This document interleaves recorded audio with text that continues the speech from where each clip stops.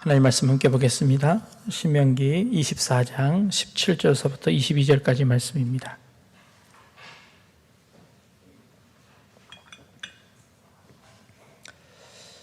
신명기 24장 17절서부터 22절까지 말씀 우리 한 절씩 돌아가면서 읽겠습니다.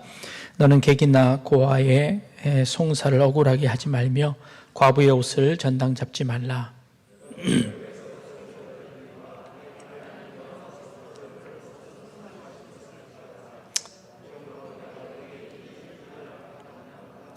내가 밭에서 곡식을 벨 때에 그 한 뭇을 밭에 잊어버렸거든 다시 가서 가져오지 말고 나그네와 고아와 과부를 위하여 남겨두라. 그리하면 내 하나님 여호와께서 내 손으로 하는 모든 일에 복을 내리시리라.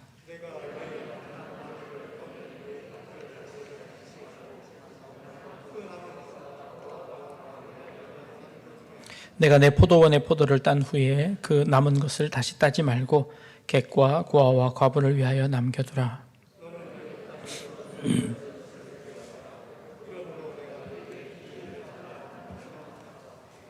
아멘. 한 아이가 잔디밭 근처에서 울고 있습니다. 한 노신사가 지나가다가 야, 왜 울고 있니? 라고 묻자 이 아이가 이렇게 대답합니다. 모자를 쓰고 가는데 바람이 불어서 그 모자가 바람에 날려 저 잔디밭으로 떨어졌습니다. 그것을 주스러 가려고 했더니 그 잔디밭에 들어가지 마시오라고 써 있어서 들어가지 못하고 그저 거기서 눈물을 흘리고 있었다는 것이지요. 노신사가 자신이 가지고 있던 긴 지팡이로 그 모자를 이렇게 걸어서 꺼내 주었다고 합니다. 잔디밭은 누구를 위해 만든 겁니까? 네. 그렇게 잔디를 보호하기 위해서 사람이 그곳에 들어가지 못하도록 만들었답니다. 가끔 이 땅에 있는 법은 사람을 불편하게 할 때가 있는 것 같습니다. 법은 사람을 위해서 있습니다. 그 법을 잘 지켜서 질서 있는 세상을 만들기 위해서입니다. 때로는 그 법이 우리를 더 번거롭게 하기도 하는 것 같습니다. 그래도 그런 법이라도 있어야지요. 그 법이라도 없으면 이 세상이 무법천지가 될 텐데요. 그래도 최소한의 그 법이 있는데도 불구하고 그 법을 어기고 또 그 법의 허점을 노려서 가려고 하는 그런 사람들이 이 땅에 얼마나 많습니까? 그러니 법이라도 있어야지요 라고 하는 분들도 있을 겁니다. 우리나라의 국회의원들이 참 많습니다.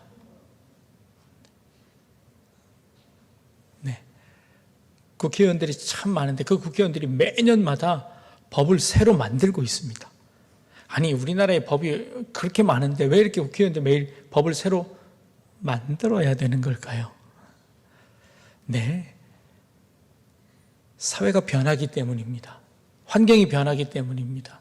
그 법을 적용할 때에 새로운 기준이 필요하기 때문에 매년마다 새로운 법을 만들어야 합니다.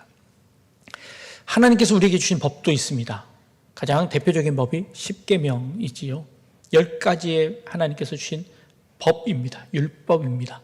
근데 그 율법을 자세히 살펴보면요, 하나님께서 뭐뭐 하지 마라 라는 법이 8가지고요 뭐뭐 해라 라는 법은 2가지밖에 안 됩니다.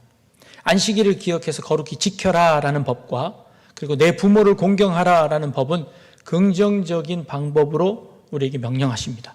나머지 모든 법은 부정적인 방법입니다. 뭐뭐 하지 말라라는 것이지요. 그런데 안식일을 기억해서 거룩히 지키는 이 법도 그 지키는 방법은 아무 일도 하지 않는 것으로 지키는 겁니다. 결국 그렇다면 모든 9가지의 법은 하지 말라는 거고 1가지 법만 하라는 법이죠. 하나님 왜 하지 말라라는 법을 우리에게 주셨을까요? 그것은 최소한의 법이기 때문입니다. 그것은 하나님께서 우리에게 경계를 지어주신 그 법입니다. 최소한 이 선은 넘지 말라라고 하신 것이 그 법의 의미인 것 같습니다. 근데 그 법의 참 뜻을 헤아리면 조금 다릅니다. 살인하지 말라고 하셨는데 이 살인하지 말라라는 이 법을 예수님께서는 뭐라고 해석하셨나요? 살인하는 정도가 아니라 내 원수를 사랑하라고까지 말씀하십니다. 하나님이 살인하지 말라라고 하는 것은 단순히 살인하는, 사람을 죽이는 죄를 짓지 말라고 하신 걸까요? 아니면 생명이 귀하니 그 생명을 존중하라는 말씀일까요? 하나님의 이 명령은요, 최소한의 것으로 최소한 살인만큼은 면해라 라는 그 말 속에, 그 의미 속에 담겨진 뜻은 하나님이 주신 그 생명을 더 존중하라는 의미를 가지고 계신 것입니다. 도둑질하지 말아라, 훔치지 말아라, 남의 것을 빼앗지 말아라 라고 하는 그 법률은 예수님께서는 뭐라고 해석하셨나요? 내 이웃에게 네가 가진 것 거저 주라고 명령하셨습니다. 그 의미 속에, 십계명 속에 담겨져 있는 그 의미는 더 깊은 의미, 아니 한 걸음 더 나아간 의미이지만 율법으로서는 우리에게 그 경계를 가르쳐 주신 것입니다. 최소한의 기준을 우리에게 제시하셨고, 그리고 거기서 한 걸음 더 나아가도록 우리에게 명령하고 계시는 겁니다. 그런 의미에서 오늘 우리 고아와 과부와 나그네를 대접해라 라고 우리에게 말씀하십니다. 이것은 어쩌면 최소한의 기준입니다. 그 당시에 자신의 힘으로 살아갈 수 없는 가장 연약한 자를 대표하는 그런 명령인 것 같습니다. 그래서 그들을 위하여서 밭 귀퉁이 하나 남겨두어라. 나무 털어서 열매 떨 때에 한 번 털고 나서 남은 것 돌아가서 다시 털지 말아라. 포도나무에 그 포도나무 조금 남겨두어라. 그것이 최소한의 기준입니다. 근데 그 최소한의 기준 내가 다 지켰다고, 아니 그것이 율법이 되어서 나는 한 귀퉁이 남겨두었습니다 라고, 내가 이거 다 지켰습니다 라고 하는 것은 하나님의 그 마음을 온전히 이해하지 못한 것이다 라고 여겨지는 것이죠. 그 최소한의 것이라도 우리가 최선을 다하기 위해서 우리 성도님들과 함께 우리 약대 중앙교회가 그동안 많은 헌신과 봉사의 일들을 했습니다. 이게 잘한 일이지요. 그러나 우리는 여기서 멈추어서는 안 됩니다. 거기서 한 걸음 더 나아가서 하나님께서 그 명령을 주신 그 참된 의미, 참된 목적을 깨달아야 하는 것이지요. 그것이 무엇인지 고민해야 합니다. 그리고 그 하나님의 율법이 지금 이 현 시대에는 어떻게 적용되어야 하는지를 고민해야 한다는 것이지요. 제가 주일 설교를 준비할 때 보통 월요일서부터 본문을 보고 연구하고 그리고 고민을 합니다. 여러 책들을 살펴보기도 하고요. 그러다가 묵상하다가 토요일 날 이 말씀을 정리합니다. 근데 가끔 이 정리가 잘 안 될 때가 있습니다. 가끔이 아니라 자주 그렇습니다. 이 정리가 안 되어서 고민을 하면 옆에 있던 아내가 그럽니다. 아니 목사가 기도는 안 하고 맨날 고민만 하냐고. 그 말을 들으면 제가 뜨끔합니다. 이 기도해야지 고민한다고 이게 설교가 되는 게 아니잖아요. 그래서 이제 그러면 다른 한편으로 생각해 봅니다. 내가 기도를 하면 하나님께서 내 고민거리를 싹 없애 주실까요? 주일날 이렇게 설교해라 하고 하나님께서 이렇게 착 가르쳐 주실까요? 가끔 우리 목사님들이 기도합니다. 하나님, 강단에 설 때 인간의 모습은 싹 감춰주시고 하나님만 드러나질 수 있도록 해주십시오라고 기도합니다. 그 의미는 알지요. 그런데 만약 여기서 하나님께서 저를 싹 감춰주시고 저의 입술을 통해서 하나님이 임재하셔서 하나님의 말씀을 선포하시면 어떨까요? 제가 하나님의 아주 쓰임받는 귀한 종이 될까요? 아닐 겁니다. 우리 이런 모습을 어디서 보나요? 용한 점쟁이를 찾아가면 그런 일들이 가끔 있습니다. 귀신이 막 빙의를 해서 막 다른 말을 막 합니다. 자기가 원래 생각하지 않았던 그 말들을 다른 목소리를 막 내면서 이야기를 합니다. 이야, 용하다 이야기합니다. 교회에서 용한 목사는 없습니다. 하나님은 그런 방법을 사용하시지 않습니다. 하나님께서는 철저하게 그 설교자의 인격을 사용하십니다. 하나님은 철저하게 그 설교자의 연구를 사용하십니다. 하나님께서는 우리 신앙인들의, 여러분들의 그 신앙과 여러분들의 인격과 여러분들의 선택과 여러분들의 삶을 하나님이 존중하십니다. 우리를 로봇으로 사용하시지 않는다는 겁니다. 그런 의미에서 우리는 신앙생활 할 때요, 고민이 있어야 합니다. 우리는 신앙생활 할 때 걱정도 있어야 되고요, 실패도 있어야 되고, 그리고 좌절도 있어야 됩니다. 그 과정 속에서 하나님의 뜻을 발견해 나가는 겁니다. 세례 공부를 하면서 이렇게 공부를 열심히 우리 부목사님들이 잘 시키셔서 저한테 이제 문답을 합니다. 그러면 이분들이 예수 믿는 건 뭐고 세례는 뭐고 이렇게 쫙 외워서 정답을 대답을 하십니다. 그래서 제가 문제를 조금 비틀어서 냈죠. 예수 믿는 게 뭡니까? 라고 물어봅니다. 어떻게 하는 게 예수 믿는 겁니까? 라고 질문을 했더니요, 제대로 대답하시는 분들이 한 분도 안 계십니다. 아니, 예수 믿는 거요? 예수님이 2000년 전에 이 땅에 오셨다는 거 믿는 거 아닙니까? 예수님이 나의 구세주가 되신 거 믿는 것 아닙니까? 네, 맞습니다. 그런데 2000년 전에 사셨던 예수님을 믿는 거, 그거 역사적인 사실이잖아요. 그 역사적인 사실을 믿는 거는 이 세상의 모든 사람들이 다 믿습니다. 그들의 믿음과 우리의 믿음의 차이가 뭘까요? 예수 믿는다는 것이 도대체 무엇입니까? 예수를 잘 믿는다는 것은 또 무엇입니까? 교회에 빠지지 않고 열심히 잘 나오는 것을 의미하는 걸까요? 하나님이 명령하신 그 율법 잘 지키는 것, 그거 예수 잘 믿는 거라고 이야기할 수 있을까요? 뭐가 예수 잘 믿는 겁니까? 그리고 예수를 왜 믿으시려고 합니까? 자꾸 물어보면 당황해 하십니다. 뭐라고 대답해야 할지. 예수 믿는 게 뭡니까? 여러분 뭐라고 대답하실 수 있겠습니까?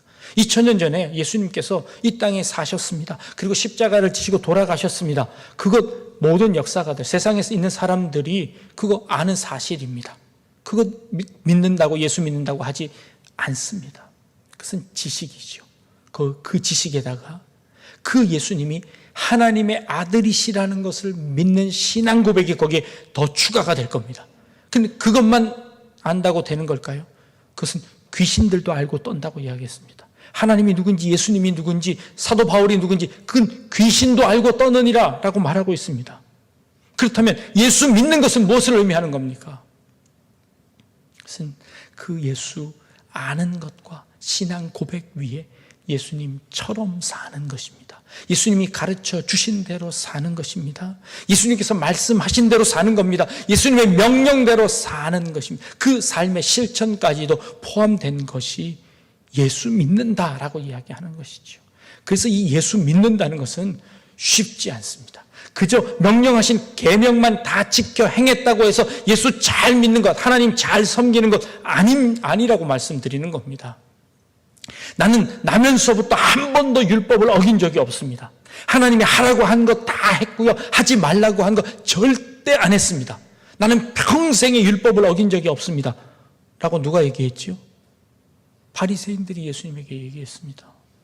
그리고 나는 할 것 다 했습니다. 나는 잘했습니다. 난 도대체 내가 더 해야 될 것이 무엇입니까? 라고 예수님에게 물어보았습니다. 그게 바리새인의 질문이었습니다. 그 바리새인의 질문에 예수님께서는 뭐라고 대답하셨나요? 네 가진 것 다 팔아서 그 가난한 사람 나눠주고 나를 따라라 라고 말씀하셨습니다. 그랬더니요, 그들이 두려워하며 그리고 고민하며 그 예수님 자리를 떠나는 겁니다. 그러면 예수 믿으려면 전 재산 다 팔아야 되는 겁니까? 아니요, 그렇지 않습니다. 예수님께서는 그 말씀 속에 담겨져 있는 의미가 있는 겁니다. 그 말씀 속에, 그 율법 속에 담겨져 있는 하나님의 뜻을 발견하라는 겁니다. 그것이 신앙입니다. 우리 기독교는요, 그래서 고민해야 합니다. 예수 믿는 것이 그렇게 호락호락하지 않습니다. 만만하지 않습니다. 예수 믿는 것은 마치 정답이 있는 것처럼 이렇게 하면 이렇게 되는 겁니다. 이렇게 하십시오. 이 룰대로 따라가십시오. 이단에서는 그렇게 이야기합니다. 그런데요, 우리 믿는 참된 신앙은 고민 가운데 성장합니다. 참된 믿음은요, 실패 가운데, 고뇌 가운데 이루어지는 것이 참된 그런 신앙이라고 이야기하는 겁니다. 하나님께서 고아와 과부와 그리고 나그네들을 대접해라 라는 말씀은 최소한의 경계입니다. 그렇다면 그 속에 담겨져 있는 의미가 무엇인지를 우리가 깨달아야 한다는 겁니다. 애굽 땅에 있었을 때에 너희가 누구였는지 기억해라 라고 말씀하십니다. 애굽 땅에 있을 때 이스라엘 백성들은 종이었습니다. 그들은 자기 힘으로 아무것도 할 수 없는 사람들이었습니다. 마치 고아와 과부와 나그네와 같은 그런 사람들이었습니다. 근데 그런 그들을 하나님께서 불러내셨습니다. 그리고 가나안 땅을 그들에게 선물로 주셨습니다. 하나님, 이왕 가나안 땅 주실 거 좀 넓은 땅, 좋은 땅 주시지요. 우리나라의 강원도보다도 조금 적은 그 조그만 땅 주시고는 하나님 그 이스라엘 백성들에게 생색 내시는 걸까요? 아니요. 어쩌면 하나님께서 이스라엘 백성들에게 그 귀퉁이 땅 주신 건지도 모르겠습니다. 하나님께서 지금 이스라엘 백성들에게 다 털고 남은 나머지 조그만 땅 그들에게 주셨는지도 모르겠습니다. 곡식 추수하다가 조금 귀퉁이에 남은 것 이스라엘 백성들에게 너희 거기 가서 살아라 라고 하신 것 같습니다. 그러니 너희가 그 땅에 살 때에 너희의 처지를 생각해라. 하나님께서 너희를 그렇게 귀퉁이 땅 주시지 않았느냐. 그러나 그 귀퉁이 땅으로 말미암아 이 온 땅 가운데 하나님의 복이 흘러가는 통로로 하나님께서 너희를 삼으신 것 아니냐라고 말씀하시는 겁니다. 그 고아와 과부와 나그네들에게 조그만 땅 주는 것, 그것의 의미가 그저 그들이 불쌍하니까 그들 나누어 주라는 그런 차원이 아니라는 것이지요. 그것을 통해서 하나님이 하시는 일들을 깨닫게 하시는 것입니다. 하나님의 그 최소한의 그 경계를 통하여서 하나님의 그것을 통하여서 하나님이 더 큰 의미가 그 속에 담겨져 있다는 것을 우리에게 말씀하고 있는 것입니다. 그리고 하나님께서 이렇게 말씀하십니다. 너희를 그 종되었던 거기서 속량하신 것을 기억하라 라고 우리에게 말씀하십니다.